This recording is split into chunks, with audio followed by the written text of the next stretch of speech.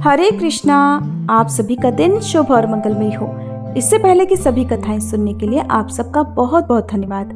आज आप सुनेंगे कार्तिक मास महात्म्य की कथा और हर बार की तरह आज भी महात्म्य से पहले एक बहुत ही सुंदर और प्रेरणादायी कहानी आप सुनेंगे। और क्योंकि इस समय पंचभीखु व्रत चल रहे हैं तो पंचभीखु व्रत की कथा भी आप कार्तिक मास महात्म्य की कथा के अंत में सुनेंगे। आपसे अनुरोध है इन कथाओं को पूरा सुनने का प्रयास अवश्य कीजिएगा। आज आपको बरसाने के संत की एक बहुत ही सुंदर कथा सुनाने जा रहे हैं। आप सभी बहुत ध्यान से सुनिएगा। एक बार एक संत महाराज बरसाने में रहा करते थे। हर रोज सुबह उठकर वे यमुना जी में स्नान करके फिर राधा जी के दर्शन करने जाया करते। ये उनका हर दिन का नियम था। जब तक वे राधा रानी के दर्शन नहीं कर लेते थे तब तक जल की एक बूंद भी ग्रहण नहीं करते थे। दर्शन करते करते और इस नियम को निभाते निभाते लगभग उनकी उम्र हो गई 80 वर्ष की। आज सुबह भी वे हर दिन की तरह उठे और यमुना जी में स्नान किया, फिर राधा रानी के दर्शन को चल पड़े। मंदिर के पट खुले और राधा रानी के वे दर्शन करने लगे। आज न जाने कैसे दर्शन करते करते संत महाराज के मन में भाव आया कि मुझे राधा रानी के दर्शन करते करते आज 80 वर्ष बीत चुके हैं, लेकिन मैंने तो आज तक कभी भी राधा रानी को कोई वस्त्र नहीं चढ़ाया। लोग राधा रानी के लिए कोई नारियल लेकर आते हैं, कोई चुनरिया लाता है, कोई चूड़ी लाता है, कोई लहंगा, कोई बिंदी, कोई साड़ी लाता है, लेकिन मैंने तो आज तक कभी कुछ चढ़ाया ही नहीं। ये विचार संत जी के मन में आया कि जब सभी मेरी राधा रानी के लिए कुछ न कुछ लाया करते हैं, तब तो मैं भी अपनी राधा रानी के लिए कुछ न कुछ लेकर जरूर आऊंगा। लेकिन क्या लाऊं ऐसा जिससे मेरी राधा रानी खुश हो जाए? तो संत जी ये सोचकर चलते चलते अपनी कुटिया में आ गए। सारी रात उनके मन में यही विचार चलता रहा कि मैं अपनी राधा रानी के लिए ऐसा क्या लेकर जाऊं कि मेरी राधा रानी खुश हो जाए, प्रसन्न हो जाए। रात इसी तरह सोचते सोचते बीत गई और सुबह हो गई। सुबह उठे, हर दिन की तरह स्नान किया और आज तो उन्होंने अपनी ही कुटिया में राधा रानी के दर्शन और पूजन किए। दर्शन करने के बाद वे निकल पड़े बाजार की ओर। बाजार में घूम घूम कर कई दुकानें छान मारी, लेकिन उनकी पसंद का वो कपड़ा वहां पर उन्हें नहीं मिला। वो चाहते थे कि उनकी राधा रानी सबसे सुंदर, सबसे अच्छे वस्त्र पहने। आखिरकार एक दुकान पर उन्हें उनकी पसंद के वस्त्र मिल ही गए। अब वे कपड़ा खरीद कर लाए और कुटिया में आकर के अपने ही हाथों से किसी तरह राधा रानी का लहंगा चुनरिया सिल दिया और सुंदर सुंदर गोटे मोती आदि उस लहंगे चुनरिया में जड़ दिए। जब पूरी तरह से लहंगा चुनरिया को उन्होंने सजा दिया, तैयार कर लिया, तो फिर एक दिन मन में सोचा कि अब इस लहंगा चुनरिया को मैं अपनी राधा रानी को पहनाऊंगा, तब तो सबसे सुंदर मेरी राधा रानी लगेंगी। अब तो ये सोचकर संत महाराज जी बड़े प्रसन्न हुए और मारे खुशी के दौड़े दौड़े उस लहंगा चुनरिया को अपने हाथों में लेकर राधा रानी के मंदिर को चले। मंदिर की सीढ़ियां चढ़ रहे थे, सांस फूलती जा रही थी, लेकिन मन में आज एक अपार उत्साह था। मन में सोच रहे हैं, आज तो मेरे हाथों के बनाए हुए लहंगा चुनरिया राधा रानी को पहनाऊंगा तो मेरी लाडली तो बड़ी सुंदर लगेंगी। ऐसा मन में सोचकर खूब प्रसन्न हुए जा रहे हैं। इतने में ही मंदिर की सीढ़ियों पर ही एक बरसाना की लाली आई और बाबा से बोली, बाबा आज तो बड़े खुश हो, क्या बात है, बताओ ना बाबा। तो बाबा ने कहा, अरे लाली आज तो मैं बड़ा खुश हूँ। पता है आज मैं अपने हाथों से राधा रानी के लिए लहंगा चुनरिया बना कर लाया हूँ और आज तो जब मैं अपनी राधा रानी को ये लहंगा चुनरिया पहनाऊंगा ना, तब देखना तुम मेरी राधा रानी बहुत सुंदर लगेंगी। तब लाली ने कहा, बाबा ऐसी बात है तो मुझे भी दिखाओ ना आपने कैसा लहंगा चुनरिया बनाया है। बाबा ने बड़ी खुशी खुशी अपने हाथ में पकड़ा हुआ वो लहंगा चुनरिया बरसाना की लाली को दिखा दिया। देखने के बाद लाली बोली, अरे बाबा राधा रानी के पास तो बहुत सारी पोशाकें हैं, ये वाली पोशाक मुझे दे दो ना। तो संत महाराज जी बोले, बेटी मैं तुमको कोई और पोशाक बाजार से दिलवा दूंगा, लेकिन ये तो मैं अपने हाथ से बनाकर राधा रानी के लिए ही लेकर जा रहा हूँ, ये तो मैं तुम्हें नहीं दूंगा। तुम कहोगी तो तुम्हें बाजार से कोई दूसरा दिलवा दूंगा। लेकिन उस छोटी सी लाली ने संत महाराज के कुर्ते का कोना पकड़ लिया। बाबा मुझे तो यही चाहिए, मुझे तो यही वाली पोशाक दे दो, ऐसा कहकर वो जिद करने लगी। अब तो संत महाराज भी जिद पर अड़ गए। कहने लगे, ये वाली पोशाक तो मैं दूंगा नहीं, दूसरी वाली दिलवा दूंगा। लेकिन नन्ही लाली तो इतनी तेज थी कि संत महाराज के हाथों से लहंगा चुनरिया छीनकर भाग गई। ये देखकर बाबा तो बड़े दुखी हो गए कि मैंने आज तक राधा रानी को कभी कुछ नहीं चढ़ाया, आज जैसे तैसे अपने हाथों से बनाकर लहंगा चुनरिया लेकर आया तो वो भी लाली लेकर भाग गई। मेरा तो जीवन ही खराब है, अब क्या करूंगा? ऐसा सोचकर संत महाराज की आंखों में आंसू आ गए। अब वे उदास होकर वहीं सीढ़ियों पर बैठकर रोने लगे। इतने में ही कुछ और संत वहां आए जो कि राधा रानी के दर्शन करने के लिए जा रहे थे। उन्होंने उन्हें इस प्रकार सीढ़ियों पर रोता हुआ बैठा देखा तो पूछा, क्या बात है बाबा, आप क्यों रो रहे हो? तो बाबा ने उन संतों को सारी बात बताई। तब संतों ने बाबा को समझाते हुए कहा, अरे दुखी मत होना, आप कल दूसरी लहंगा चुनरिया बनाकर राधा रानी को पहना देना। चलो आज तो राधा रानी के दर्शन कर लेते हैं। इस तरह संतों ने बाबा को समझाया बुझाया और फिर राधा रानी के दर्शन को लेकर चले गए। संत बाबा मंदिर के अंदर चलते जा रहे थे और आंखों से आंसू बहते जा रहे थे। फिर अचानक उनके मन में ये भाव आया कि मुझे इस तरह रोता हुआ देखकर कहीं राधा रानी भी दुखी न हो जाए। उनका रोना बंद हो गया। रोना तो बंद हुआ लेकिन मन अभी तक बहुत खराब था, क्योंकि कामना जो पूरी नहीं हुई थी। तो अनमने मन से वो राधा रानी के दर्शन करने के लिए जा रहे थे। मन ही मन सोच रहे थे कि मुझे लगता है किशोरी जी की इच्छा ही नहीं थी, शायद राधा रानी मेरे हाथों से बनी पोशाक पहनना ही नहीं चाहती थी, इसीलिए तो मेरे साथ आज ऐसा हुआ। मन में लगातार इसी तरह के विचार संत महाराज के मन में आते जा रहे हैं और वो दुखी हो रहे हैं। मंदिर आकर अब राधा रानी के पट खुलने का इंतजार करने लगे। थोड़ी ही देर के बाद मंदिर के पट खुले तो संतों ने कहा, बाबा देखो तो सही, आज हमारी राधा रानी कितनी सुंदर लग रही है। संतों की बात सुनकर जैसे ही बाबा ने अपना सिर उठाकर देखा तो क्या देखते हैं कि जो लहंगा चुनरिया बाबा अपने हाथों से बनाकर लाए थे वही आज राधा रानी ने पहना हुआ था। देखते ही संत महाराज तो इतने प्रसन्न हुए कि मारे खुशी के कोई ठिकाना ही नहीं था। तब वे राधा रानी से कहने लगे, राधा रानी, आपको इतना भी सब्र नहीं रहा कि आप मेरे हाथों से मंदिर की सीढ़ियों से ही लेकर भाग गई? ऐसा क्यों किया? तब सर्वेश्वर श्री राधा रानी ने कहा कि बाबा, आपके भाव को देखकर मुझसे रहा नहीं गया, और ये केवल पोशाक ही नहीं है, इसमें तो आपका प्रेम छुपा हुआ है। इसलिए मैं तो खुद ही आकर के आपसे लहंगा चुनरिया छीनकर भाग गई थी। इतना सुनकर बाबा भाव विभोर हो गए और बाबा ने उसी समय किशोरी जी का धन्यवाद किया। राधा रानी और संत महाराज के बीच में जो भी वार्तालाप हो रहा था वो केवल और केवल संत महाराज ही सुन सकते थे, बाकी अन्य कोई भी व्यक्ति नहीं सुन सकता था। केवल वे ही महसूस कर सकते थे, क्योंकि उनके मन में राधा रानी के प्रति अटूट भक्ति जो थी, अटूट वात्सल्य स्नेह जो था, तो ऐसी है राधा रानी, अपने भक्तों के लिए वो कुछ भी कर सकती हैं। चिंता हो न भय हो, राधा रानी की जय हो, ऊंची अटारी वारी प्यारी की जय हो, बोलो राधा रानी की जय। अब सुनिए कार्तिक मास महात्म्य का आज का अध्याय। शौनक आदि ऋषियों ने पूछा, हे सूत जी, आप कृपा करके आप ये भी बताएं कि किसी दूसरे के द्वारा संकल्प करके दिया हुआ पुण्य ही लगता है या फिर बिना दिए हुए भी मिल जाता है?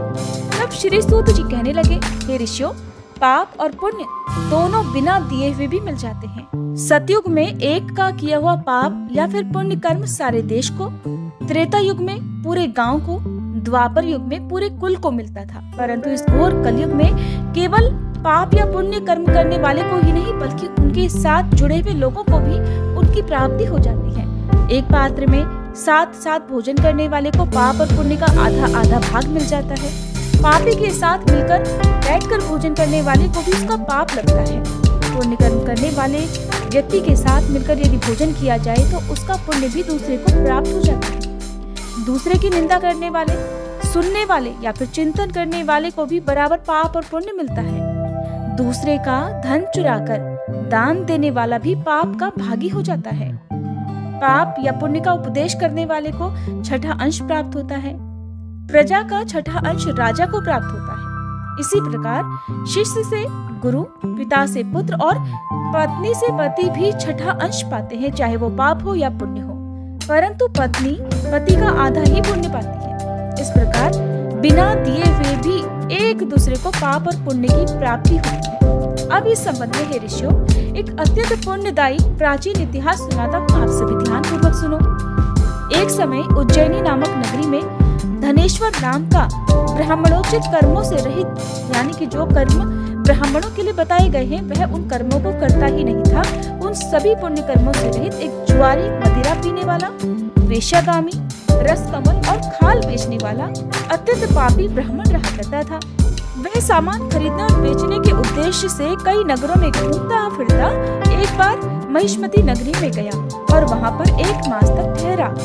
एक दिन नर्मदा नदी के तट पर उसने जप तप करने वाले ब्राह्मणों का पूजन और शाम को श्री हरि के नाम का दीपदान महोत्सव भी देखा। उसी रात को एक सांप ने उसे डस लिया और तब कुछ मनुष्यों ने उसके मुख में तुलसी दल और नर्मदा नदी का पवित्र जल डाला। इसके पश्चात उसकी मृत्यु हो गई और यमदूत उसे मारते पीटते यमराज के पास ले गए। यमलोक में चित्रगुप्त ने क्रोध भरी दृष्टि से उस पापी की ओर देखते हुए यमराज से कहा कि महाराज, ये तो बड़ा पापी है और इसने तो अपने पूरे जीवन में एक भी अच्छा कर्म नहीं किया है, इसे तो कड़ी से कड़ी सजा मिलनी चाहिए। तब यमराज ने आज्ञा दी कि पहले इसे खौलते हुए तेल के कढ़ाव में डालो, उसके बाद मुदगरों से मार लगाकर कुंभीपाक नरक में डाल देना। परंतु जब उस व्यक्ति को खौलते हुए तेल में डाला गया तब तेल एकदम शीतल हो गया। खौलता हुआ तेल एकदम ठंडा हो जाने की बात जब यमराज ने सुनी तो वे आश्चर्यचकित हो गए। ठीक उसी समय देवर्षि नारद यमराज की सभा में उपस्थित हुए। तब यमराज जी के पूछने पर देवर्षि नारद कहने लगे कि धनेश्वर महापापी होने पर भी कार्तिक मास का व्रत करने वालों के सत्संग के प्रभाव से पुण्यात्मा हो गया है। मृत्यु के समय नर्मदा नदी का पवित्र जल और तुलसी दल इसके मुख में डाले गए थे। श्री हरि का नाम भी इसके कानों में पड़ा। बस इसी कारण इसके सारे पाप नष्ट हो गए हैं। यमराज जी को इतना बताकर देवर्षि नारद वहाँ से ब्रह्मलोक को चले गए। तब यमराज जी ने भी धनेश्वर को नरक की घोर यातना से मुक्त कर दिया। इसके पश्चात धनेश्वर कुबेर देव का अनुगामी धन यज्ञ हुआ, जिनके नाम से अयोध्या नगरी में भगवान गदाधर नाम का तीर्थ विख्यात हुआ। सूत जी ने अंत में ऋषियों से कहा, हे ऋषियों, किसी इच्छा अथवा लालच से किया गया पाप गीला और कामना रहित पाप सूखा कहा जाता है। इस कार्तिक मास के व्रत के प्रभाव से मनुष्य द्वारा किए गए गीले तथा सूखे अर्थात सभी प्रकार के पाप नष्ट हो जाते हैं। हे श्रोताओ, उस परमपिता परमात्मा की कृपा से आज यह कार्तिक मास महात्म्य संपूर्ण हुआ। जो इसके अनुरूप आचरण करेगा वह तो जीवन में सभी सुख और जन्म में मोक्ष को प्राप्त होगा ही। श्रद्धा पूर्वक इस महात्म्य को पढ़ने, सुनने और सुनाने वाला भी असीम पुण्य फल को प्राप्त कर अंत समय में भगवान श्री हरि के वैकुंठ लोक को सिधारेगा। आज का अध्याय समाप्त हुआ। अगले अध्याय में आप जानेंगे तुलसी जी की महिमा के बारे में। अब सुनिए पंचभीखु व्रत की कथा। एक बार किसी गांव में एक साहूकार था और उसके एक बेटा और बहू भी थे। बहू कार्तिक माह में रोज सवेरे उठकर गंगा स्नान के लिए जाती थी। सुबह जल्दी जाते समय वह किसी भी पराये पुरुष का मुंह नहीं देखती थी।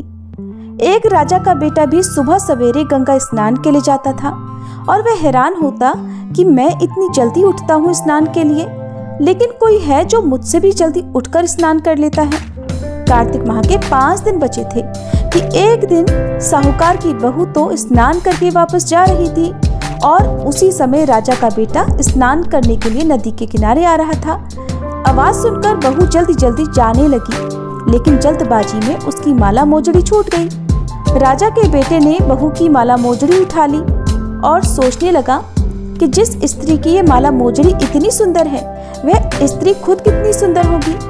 उसने पूरे गांव में घोषणा करवा दी कि जिसकी ये माला मोजड़ी है वह 5 रात मेरे पास आएगी।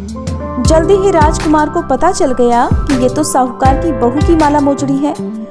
जब बहू को ये बात पता चली तो साहूकार के बेटे की बहू ने कहलवा दिया कि मैं 5 रात आऊंगी, लेकिन किसी को साख भरने बिठा देना। राजा के बेटे ने एक तोते को पिंजरे में बंद करके गंगा किनारे पेड़ पर टांग दिया। बहू सुबह के समय आई, पहली पैड़ी पर पैर रखा और बोली, हे कार्तिक के ठाकुर राई दामोदर, 5 पांडु, 6 नारायण, भीकम राजा, उस पापी को नींद आ जाए। राजा के बेटे को नींद आ गई। बहू नहा धोकर चलने लगी तो तोते से जाते जाते बोली, सुआ सुआ तेरे गल डालूंगी हीरा, मेरी साख भरियो मेरे वीरा। सुआ बोला, कोई वीर भी साख भरता है क्या? तो वह बोली, सुआ सुआ तेरे पग घालूंगी नेवर, साख भरियो मेरे देवर। सुआ ने कहा, ठीक है भाभी, मैं तेरी साख रखूंगा। वो तो कहकर चली गई। इधर राजा का बेटा हड़बड़ाकर उठा और सुआ से पूछा, सुआ सुआ वह आई थी क्या? कैसी दिखती थी? सुआ बोला, आभा की सी बिजली, होली की सी झल, केला की सी कामिनी, गुलाब का सा रंग। अगले दिन तो राजा के बेटे ने सोचा कि आज मैं अपनी उंगली में चीरा लगाकर बैठूंगा, इससे मुझे नींद नहीं आएगी। अगले दिन राजकुमार अंगुली चीरकर लेट गया। बहू फिर आई और भगवान से उसी तरह प्रार्थना करने लगी। राजकुमार को फिर से पहले की तरह नींद आ गई। बहू स्नान करके फिर से वापस चली गई। सुबह राजकुमार ने तोते से फिर पूछा। तोते ने वही सारी बातें दोहरा दी। अब की बार राजकुमार बोला कि मैं तो आज रात में आंखों में मिर्ची डालकर बैठूंगा, और रात में वह मिर्ची डालकर बैठ गया। बहू फिर आई और प्रार्थना की, जिससे राजकुमार को पहले की तरह नींद आ गई। राजकुमार ने अब फिर तोते से बहू के आने की बात पूछी तो उसने फिर से वही बातें दोहरा दी। राजकुमार अब की बार सोचने लगा कि आज मैं बिना बिस्तर के ही बैठूंगा, और रात को वह बिना बिस्तरे के बैठ गया। अगली सुबह जब वह स्नान करने आई तो बहू ने फिर से भगवान से प्रार्थना की और राजकुमार को फिर नींद आ गई। जब बहू स्नान कर जाने लगी तो आंखें बंद करके चली गई। राजकुमार जब उठा तो वह जा चुकी थी। राजकुमार फिर से सोच में पड़ गया और सोचने लगा कि आज मैं अंगीठी जलाकर बैठूंगा, जिससे नींद नहीं आएगी। फिर वह रात को अंगीठी जलाकर बैठ गया।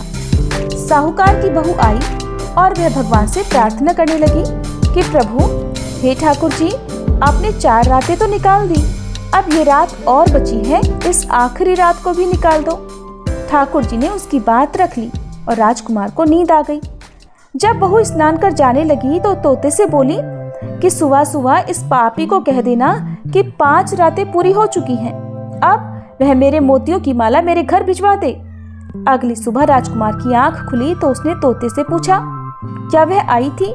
तोते ने कहा, हाँ आई थी, और उसने अपनी माला मोजड़ी मंगवाई है। ये सुनकर राजकुमार सोचने लगा कि वह तो सच्ची थी, तभी तो भगवान ने भी उसका सत्य रखा। कुछ समय के बाद राजकुमार को कोढ़ हो गया। राजा ने ब्राह्मण को बुलाकर पूछा कि मेरे बेटे का शरीर क्यों जल रहा है। तब ब्राह्मण ने सारी बातें विस्तार से राजा को बताई कि इसने क्या किया था। ब्राह्मण ने कहा कि इसने पतिव्रता स्त्री पर बुरी नजर डाली थी, इसलिए यह इस रोग से पीड़ित हुआ है। राजा ने इसके ठीक होने का उपाय पूछा तो ब्राह्मण ने कहा कि अगर यह उस साहूकार की बहू को धर्म की बहन बनाए और रोज उसके नहाए हुए जल से स्नान करे तभी ठीक हो सकता है।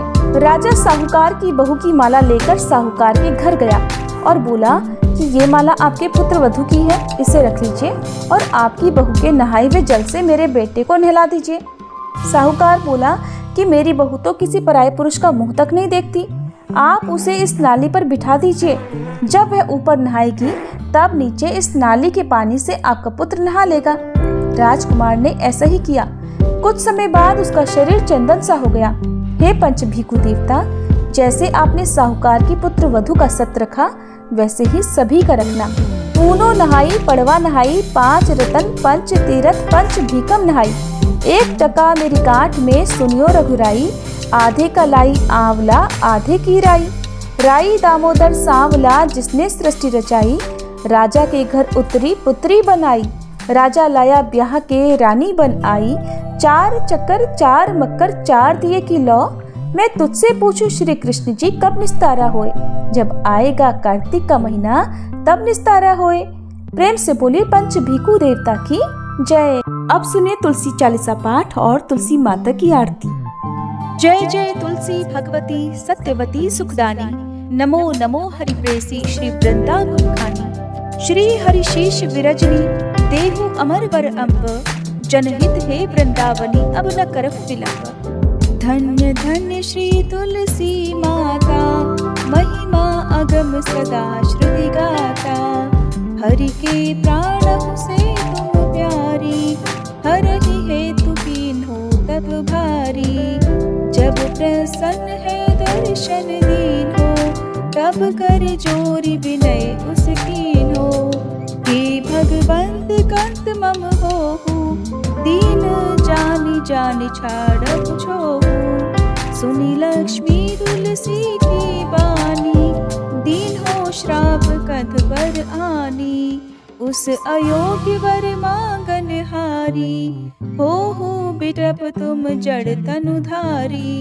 सुनि तुलसी ही श्रव्यो तेहि ठामा, करहु वास तुहु नीचन धामा। दियो वचन हरि तब तत्काला, सुनहु सुमुखी जानि होहु बिहाला। समय पाइयो पापी तोरा, पूजहि आस वचन सत मोरा।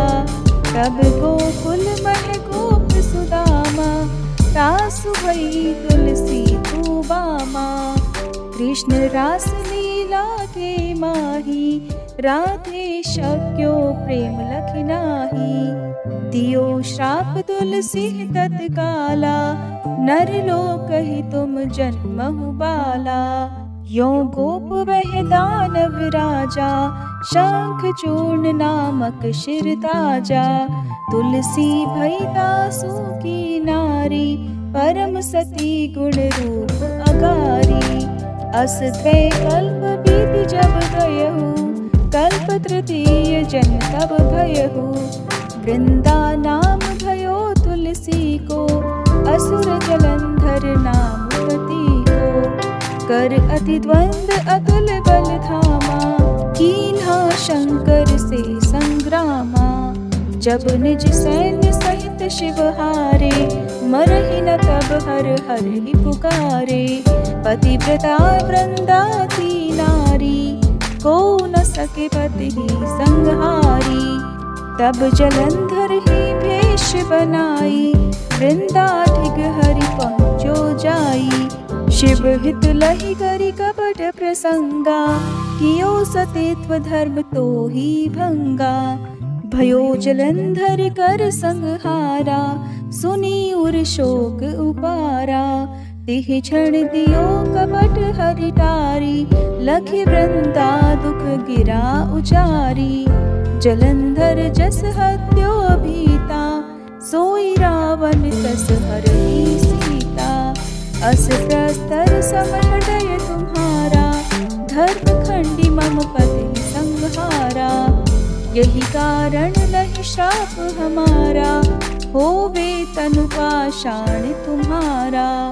सुनि हरि तुरत ही वचन उचारे, दियो श्राप बिना विचारे। लख्यो ना निज करतूत पति को, छलन चाहियो जब पार्वती को। जड़ मति तुह अस हो जड़ रूपा, जग में तुलसी बिटप अनूपा। धग्व रूप हम शाली ग्रामा, नदी गंडकी बीच ललामा। जो तुलसी दल हम ही चढ़ई है, सब सुख भोग परम पद पई है। बिनु तुलसी हरि जलत शरीरा, अतिशय उठत शीश उर पीरा। जो तुलसी दल हरि शिर धारत, सो सहस्त्र घट अमृत डारत। तुलसी हरि मन रंजनिहारी, रोग दोष दुख भंजनिहारी। प्रेम सहित हरि भजन निरंतर, तुलसी राधा में नाही अंतर। व्यंजन हो 56 प्रकारा, बिन तुलसी दल ना हरहि प्यारा। सकल तीर्थ तुलसी तरु छाही, लहत मुक्ति जन संशय नाही। कवि सुंदर इक हरि गुण गावत, तुलसी निकट सहस गुण पावत। बसत निकट दुर्वासा धामा, जो प्रयास ते पूर्व ललामा। पाठ करहि जो नित नर नारी, होहि सुख भाषहि त्रिपुरारी। तुलसी चालीसा पढ़ी तुलसी तरु गृहधारी, दीप दान करी पुत्र फल पावहि बंध्यो नारी। सकल दुख दरिद्र हरिहार हुए परम प्रसन्न, आशय धन जन लड़ही कर बसहि पूर्णा अत्र। लाही अभिमत बल जगत महिलाहि पूर्ण सब काम। जेई दल अर्पहि तुलसी तह सहस बसहि हरि राम। तुलसी महिमा नाम लख तुलसी सूत सुख राम।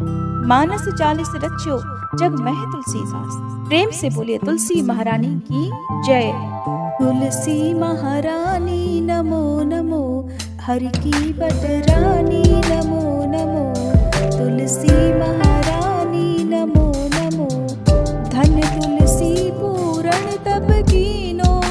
शालिग्राम बनी पटरानी नमो नमो। तुलसी महारानी नमो नमो हरि की बटरानी नमो नमो। जाके पत्र मजरी कोमल श्रीपति कमल चरण लपटानी नमो नमो। तुलसी महारानी नमो नमो हरि की बटरानी नमो नमो।